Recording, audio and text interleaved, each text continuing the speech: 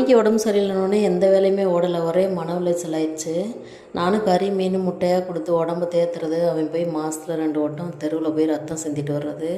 நாட்டுக்காக ரத்தம் சிந்தினா கூட பரவாயில்ல, அப்படி தெருவில் போய் சிந்திட்டு வரானே அப்படின்னு ஒரே கவலையாக இருக்குது. நம்ம மறுபடியும் வேறு தேத்தணும், எந்நேரம் எங்களை பதட்டத்தில் வச்சுருக்கிறதே அவனோட வேலையாக போச்சு.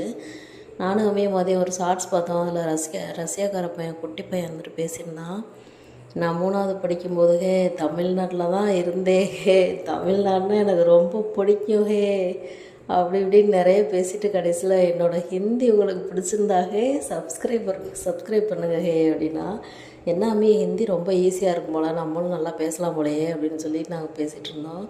நைட்டு இட்லி ஊற்றிட்டு இருந்தோம். தம்பி வந்து கேட்டான் இன்றைக்கி என்ன டிஃபனுன்ட்டு. நான் வந்துட்டு இட்லி தொட்டுக்க தேங்காய் சட்னி அப்படின்னு சொன்னோடனே அவன் எங்கள் அம்மாவுக்கு பைத்தியம் முடிச்சிருச்சு, என்னோடய ஹிந்தி நாலேஜ் எப்படி வேறு லெவலாக அப்படின்னு கேட்டான்.